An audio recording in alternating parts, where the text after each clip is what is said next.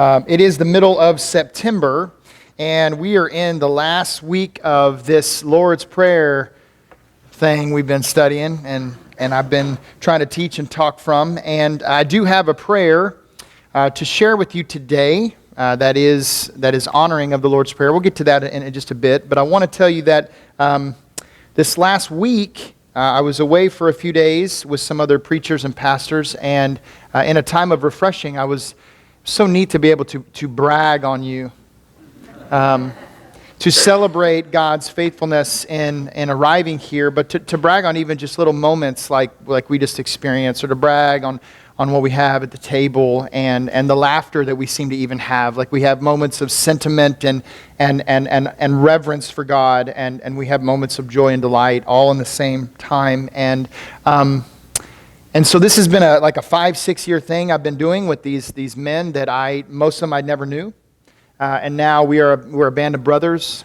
One of them so much that one of them lost his mother on Sunday, and still came out to New Mexico to be together with us, and then flew back early on Friday to prepare for the visitation and to preach his mother's service. And it was an honor to walk with him. And it was an honor to worship together, and it was just a very, very rich week for me personally and spiritually. It's a highlight. It's a can't miss for me. And so it was a great week. It's been a peculiar week in just our world too, hasn't it? Friday, let's just kind of back up briefly, and maybe these are superficial things for you, but I find them fascinating. Friday was Friday the 13th, and it was the harvest moon. The harvest moon, full moon, and I guess the smart people who track these things say we're not going to see that or experience that again until 2049. I looked and I saw that it was also palindrome week, right? So for 10 days, the numbers read the same front to back for all the dates from September 10th through the 19th. So we're still kind of in it. We're almost out of palindrome week, but we're still going. And again, the smart folks tell me that we will not be able to experience this in 10 consecutive days again until the year 2111. So you're living in a sweet week right now. And it got me thinking about this palindrome thing. And I'll just be playful, but it has a point, and we'll come back to it. So a palindrome, is a word, a verse, sentence, or a number that reads the same backwards and forwards. You guys recalled this, okay? I don't have a visual to sort of put up here, and if this is the only sermon notes you take away, then God bless you. I still love you, but I'll give you a few just to kind of stimulate your mind visually on what these are. And you don't have to shout them back to me. You can tell me a few more at the door later. But I used to drive a palindrome, a Honda Civic. A Civic is one. A kayak. If you address someone as madam or madame, that is one. Race car is a palindrome, as well as taco cat. And many of you may even know a walking palindrome, Hannah. Hannah is a palindrome, which is pretty great. I didn't do the cheap ones there, Bob and things like that. I didn't do that. Sentences. Some of sentences work in terms of palindromes and the way that the word, the letters are ordered in their words. So I'll give you a few. Never, odd, or even is a palindrome as a sentence. The question borrow or rob is a palindrome. Live not on evil. And I realize sometimes you got to see this to go, oh, okay, I see it now. And then we'll be playful and say, do geese see God? That's a palindrome. And I'll give you a few to close with. Ma is as selfless as I am. That's a palindrome. This is one that I'm thankful my children aren't in here for, because they would probably be yelling at one another. Yo, banana boy is a palindrome. And my personal favorite, desserts I stressed, is a great palindrome that I plan on saying quite a bit, maybe on our fifth Sunday. And then I've got a last one is, if you don't even follow the words, don't even do the letters, here's a word palindrome, so all the words line up. It would be posed like this, and I think it's helpful as we launch in. King, are you glad you are king? Is a palindrome.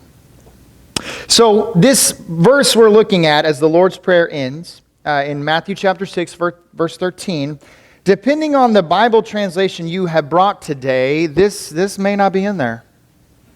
In fact, I'm not going to exhaust a lot of time, really any time, to walk us through the insertion or not presence of the doxology in the Lord's Prayer. You've got the World Wide Web and Google, and you can kind of go play and see some of the history of how that made it in certain translations. But if you're holding a KJV, King James, you've got it. And it's the one we recite together. For thine is the kingdom and the power and the glory forever. Amen. This is referred to as the doxology, and it is, what does doxology mean? We sang a doxology or the doxology at our offering time. It, simply put, it is a glorifying, it is a praising. Some of you have learned that I do have an affection for C.S. Lewis because I think he was so brilliant in the way he saw the world and could articulate things of faith. C.S. Lewis was suggesting that we might imagine praise by thinking about our instinctive response to a great work of art, perhaps a beautiful symphony or a song, something extraordinary of beauty in any form. And our natural response is first often to pause, to enjoy that beauty, and then what do? We share it or announce it with others. There is this shared enjoyment that comes on so many levels, conversationally and collectively. We say things to other people, or we text or we post. Wasn't that a spectacular sunset tonight? Or maybe if you're fortunate enough to go see Earl Ellisor sometime, you say, I wish you could see the fresh fallen snow. Makes everything so beautiful. Or you might, if your sports team did well or it was some kind of dramatic thing, you say, wasn't that game awesome? And we have this wonder that goes with it. Well, praise takes that instinctive response of shared enjoyment, and there is shared enjoyment. Like, think about, try keeping a great secret to yourself. Like, if you got engaged, or someone you know or love got engaged, it's really hard to keep that under wraps too long. Praise raises that a bunch of notches. Because in praise, we acknowledge our Creator and His goodness, and we sing lines like, tell me the old story of unseen things above. And praise is a lot like that. Sports fans, military veterans, high school classmates, families, we have a soft spot and love to recount the same stories over and over again often. And there's praise and joy that come in that vein. And praise is a lot like that. Praise can offer some nostalgic opportunity. We do this doxology, it's nostalgic, and it also is fresh every time. Because no two times has this offering, I'm pointing over here because that's where it was, it's now here. No two times are these trays ever the same. Ever. And yet we're singing these songs in this beautiful way. I appreciate what Chuck read from 1 Chronicles 29, this scene of David at the temple, and he is offering a doxology. He's offering a praise, a glorifying of God, where he calls him blessed. He says this God has been with us. He is this ancestor of Israel. And he says in verse 11, yours, O Lord, are the greatness, the power, the glory, the victory, the majesty. For all that is in the heavens and on the earth is yours. And listen to this, if this doesn't sound familiar. Yours is the kingdom, O Lord. And you're exalted as head above all. Riches and honor come from you, and you rule over all. And in your hand are power and might, and it is your hand to make great and to give strength to all. And now, God, our God, we give thanks to you and we praise your glorious name. There are these doxologies that show up in the scriptures in Psalm 41:13. Blessed be the Lord, the God of Israel, from everlasting to everlasting. And then you get not just one, but two amens. Amen and amen. Paul in Romans 16, at the very end of Romans, here's this doxology in verse 25. He says, "Now to God, who is able to strengthen you according to my gospel and the proclamation of Jesus Christ, according to the revelation of the mystery that was kept secret for long ages, but is now disclosed, and through the prophetic writings is made known to all the Gentiles," that's all of us, "according to the command of the eternal God, to bring about the obedience of faith to the only wise God, through Jesus Christ, to whom be the glory forever." And he says, amen. He writes to Timothy, and he says, "He who is the blessed and only sovereign, the King of kings and the Lord of lords, it is he alone who has immortality and dwells in unapproachable light, whom no one has ever seen or can see. To him be honor and eternal dominion. Amen." I mean, it doesn't take a long reading of sections of Psalms or in the New Testament letters where you start to go, there's something to this praise, adoration, doxology thing. And in the Lord's Prayer, we kind of get those three big rocks. We have kingdom, we have power, we have glory. What are we saying? What are we saying when we pick those, when Jesus says those our way? Kingdom, well, what we mean, I think, when Jesus says, all right, to yours is the kingdom. He's saying, all right, this is describing what is his, what is God's. This is what God rules. It's the where. And because it's the where, it prompts this question: who has the authority in the kingdom? If it's God's kingdom, who has the authority for our lives and all matters? Well, it's God. And when we talk about power, power is what God has. And it's how God works. And it prompts the question, who has the ability? Who has the ability to demonstrate and work in our lives? And it's God, it's his power. And when we talk about glory, we're talking about what he is worth. I hesitate to even use worth because it's a money term, and not that money is bad, but it's so much more than that, right? It's how God is worthy. It's what he receives from us. And so it's who deserves all of the credit and all of the honor. It's God. It's for his glory. So I started this exploration of palindrome, and you're like, all right, preacher, what was that all about? Well, the palindrome reads the same backwards and forwards, and it's the same with God. His kingdom, his power, his glory. This is how it has been. This is how it will be. And this is how it should be now. From back to front and front to back. Like, this is what we're praying on earth as it is in heaven. It's his kingdom. It's his power. It's his glory. Now, I felt it was important to try, as we're working through the Lord's Prayer, and some of you could do it in your sleep. Some of you know this prayer very well. And I gave you the nudge, if you so wanted to imagine what it would look like to pray this prayer. Maybe you're a journaler. Maybe you have a certain type of quiet place you go to pray this. And this week really helped produce this prayer within me. Kind of being away and putting everything together that we've been talking about. And so I have what I've just entitled My Lord's Prayer.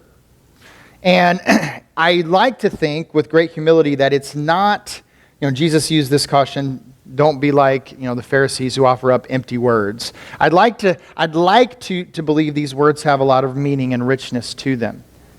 Where I think I failed, which is why the Lord's Prayer is so beautiful, is it might be a little wordier in parts than I would prefer. I'm not Jesus, but I'm trying to respond to my Father in a way that is consistent with that framework. And so I just want to share it with you now, and then I'll share an additional prayer too as well. Hey, Dad. I wanted to say that you're the best dad ever, and for everyone. Just your name is special enough.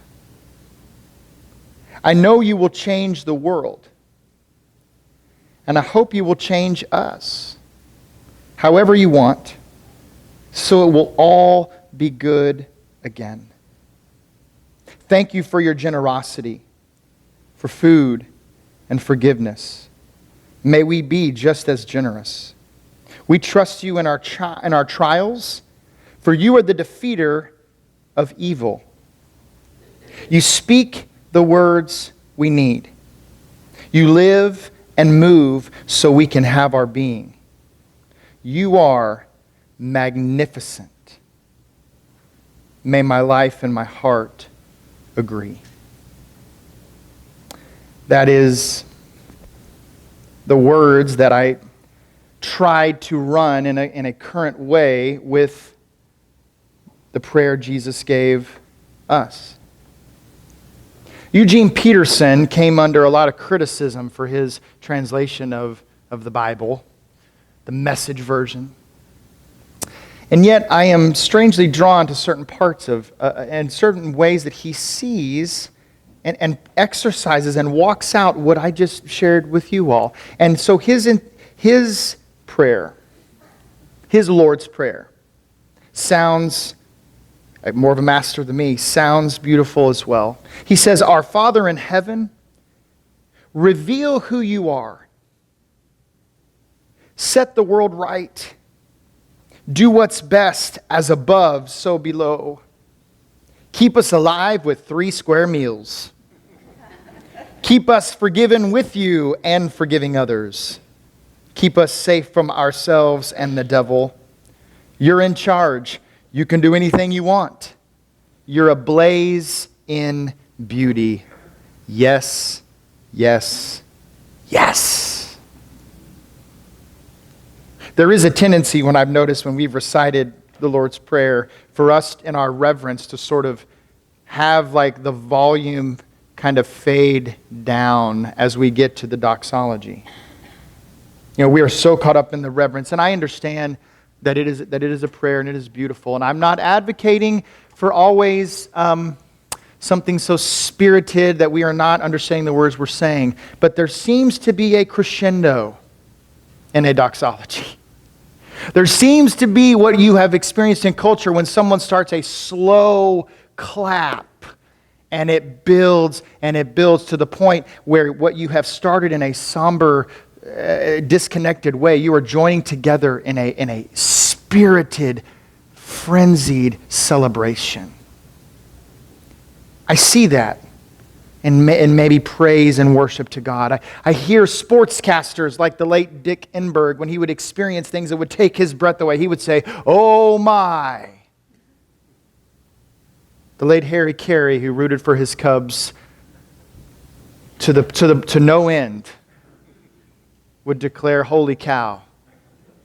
And when we see things that astound us, that are good and beautiful and take our breath away, sometimes just wow comes out. When someone is honored and presented with an award, sometimes we almost get a vibe that they might be humble to really accept this award. Often the most deserving people are the ones that are so reluctant to step up and to speak into a microphone. And what happens from those in the audience who know them well? You hear the chants, "Speech, speech, speech." When we're with our children or our grandchildren and we do something that delights them, that astounds them with wonder, and it happens, what is their immediate response to us? We wish they would say thank you, but most of the time they say, "Do it again." Do it one more time. When we receive something that interrupts us from our normal rhythms, because as has been a theme you've heard this morning, we are in such a hurry. And when we find something that startles us, sometimes we just have to stop and we say, "Would you look at that?" This is not far from the doxology. I think Jesus is trying to direct us towards his Father. A crescendo of praise. We've been in a posture of asking God for provision and for forgiveness and to form us to be the kind of people he would want us to be. And it ends with the declaration of who's in charge and who has the power and who is going to have our best interests time and time again. Who's going to astound us and awe us. I want us to end our time with, I confess to you that the Lord's Prayer is not new to me, but it is new to me, corporately. This last week, I sat in a room and we had some worship time, and there were no slides, there was no books. One of our Pastors led with a guitar. It was wonderful. And the songs he sang, I only knew like one of the 6. I felt like such an outsider to it, but it was such a gift because it was neat to hear those and experience those for the first time. I'm over there, kind of trying to listen for fragments of lyrics so I could try to find them later. And one of the songs has been out a year. And many of you might even know when I begin to read this chorus what it is. So it's not really new, but it's new to me. And I don't think I was ready to really process and experience this song maybe a year and a half ago, whenever it came out. But I am now. And I think that's a lot how these doxologies and prayers work. Is that sometimes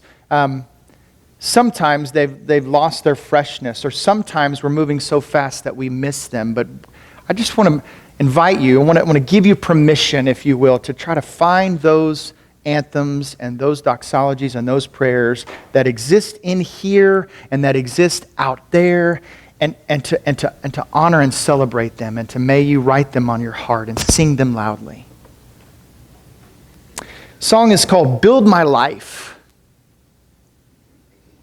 Pat Barrett, Chris Tomlin, the Passion Group. Here's the chorus. Holy, there is no one like you. There is none beside you. Open up my eyes in wonder and show me who you are, and fill me with your heart, and lead me in your love to those around me. And I will build my life upon your love. It is a firm foundation. And I will put my trust in you alone, and I will not be shaken. Amen and amen.